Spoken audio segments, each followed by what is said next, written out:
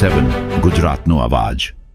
નમસ્કાર દર્શક મિત્રો, i7 ન્યૂઝ ગુજરાતીની સાથે હું છું આપની સાથે પાયલ બામભણિયા। તો જોઈએ આજના મહત્વના સમાચાર।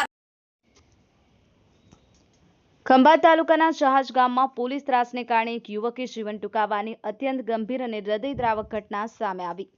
જિગ્નેશ પટેલ નામના યુવક પાસેથી 3.36 લાખની લૂંટ થઈ હતી, જેમાં પોલીસે આરોપીઓને પકડવાને બદલે ફરિયાદી જિગ્નેશ પટેલ પર જ છેલ્લા 4 દિવસથી અસરત્રાસ ગુજાર્યો હતો। પોલીસ ત્રાસથી ઝેરી દવા પી અને આત્મહત્યા કરી હોવાનો આક્ષેપ। આ ઘટના બાદ પરિવારજનોએ મૃતદેહ સ્વીકારવાનો કર્યો ઇનકાર। કરમસદ મેડિકલ હોસ્પિટલ ખાતે ન્યાયની માંગ સાથે સૂત્રોચ્ચાર કરી રહ્યા છે ગ્રામજનો।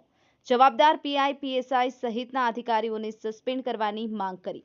Narendra Sharma, i7 news Gujarati, Anand. શું નામ છે તમારું? મારું નામ પટેલ રાવજીભાઈ ઈશ્વરભાઈ છે। હું જાત તાલુકો ખંભાતનો રહેવાસી છું। રાવજીભાઈ, શું ઘટના બની છે અને શું કહેવા માંગો છો?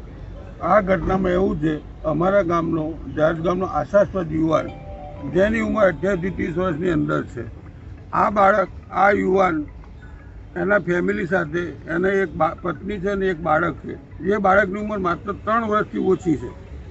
આવા બાળકના આશાસ્પદ યુવાનને જાત ગામના દૂધ મંડીના સભાસદોને પૈસા મળે તે માટે જાત સેવા સહકારી મંડળીએ એને એક એટીએમ કાર્ડ, જેને માઇક્રો એટીએમ કાર્ડ કહે છે, એ એને આપવા માટે એને દરેક સભાસદને દૂધના પૈસા દરરોજ ટંક ટુ ટંક મળે એ માટે આ વ્યવસ્થા ગોઠવેલી છે મંડળીએ, ગામના હિત માટે।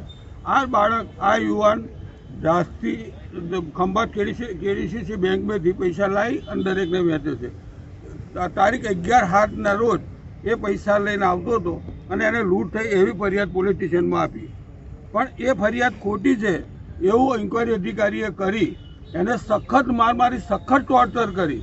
આ બાળકને ના છૂટકે 8 દિવસ પછી આત્મહત્યા કરવાની ફરજ પડી છે। ખરેખર આ જે અધિકારી છે એ અધિકારીને સસ્પેન્ડ જ કરવો જોઈએ।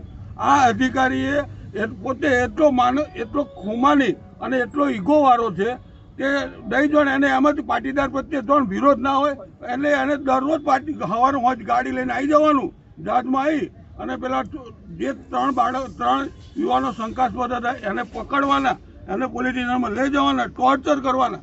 આ બાળકો, આ યુવાન કંટાળી અને ના છૂટકે છેલ્લે પોલીસ સ્ટેશનમાં હતો, જવાબ સમાધાનની ચર્ચાઓ ચાલતી હતી, એ દરમિયાન હું બહાર આવું છું એમ કરી અને એને પોઈઝનિંગ કરી અને એને પોતાનો જીવ આ પોલીસે ત્રાસથી કાઢ્યો છે। તો અમારી ગામ વતી લોકો દરેકની રજૂઆત છે કે આ અધિકારી પર સખતમાં સખત કાયદાકીય પગલાં લેવા હોવા જોઈએ। તમારો આક્ષેપ છે કે પોલીસના મારથી આ યુવક મરી ગયો છે? આક્ષેપ નહીં, સાચી વાત છે। દરરોજ ટોર્ચરિંગ કરે, દરેક છોકરો કહે છે કે ભાઈ આ મને મારે છે અને એનાથી 23 વર્ષનો યુવાન જેનો કોઈ ભૂતકાળમાં કોઈ ગુનો નથી, એ જે એમના રેકોર્ડમાં જોઈ લે કે આ યુવાનને કોઈ ભૂતકાળમાં એવો રેકોર્ડ નથી અને એક યુવાન પટેલ છે। શું માગણી છે તમારી? અમારી માગણી એક જ છે કે આ અધિકારીઓમાં કાયદેસરની ફરિયાદ થાય અને જો સુધી ફરિયાદ નહીં થાય તો અમે આખું ગામ આ લાશને કોઈ પણ રીતે કબજો લેવાના નથી। એ તમે લાશ સ્વીકારવાના નથી? ના, નથી સ્વીકારવાના। એમને જે કરવું હોય એ કરે। અમને બધાને જેલમાં પૂરવા જોઈએ તો અમે તૈયાર છીએ, પણ આવો ભવિષ્યમાં કોઈ બનાવ ના બને અને પોતાનો ઈગો હાચવવા પોતે એક ધારમાં સિવિલ ડ્રેસમાં આવીને એક ધારે રિવોલ્વર બતાવી અને લોકોની પર ઇમ્પ્રેશન પાડી અને ખોટી રીતે પબ્લિકને હેરાન કરી છે। અને આ 3 યુવાનોમાં અમે એક યુવાન ગુમાવ્યો છે, આશાસ્પદ યુવાન, એના માટેની અમારી આ ફરિયાદ છે। આપને ખબર છે કે કયા પોલીસવાળાએ ભાઈને માર માર્યો હતો? એ બરોડ પીએસઆઈ છે।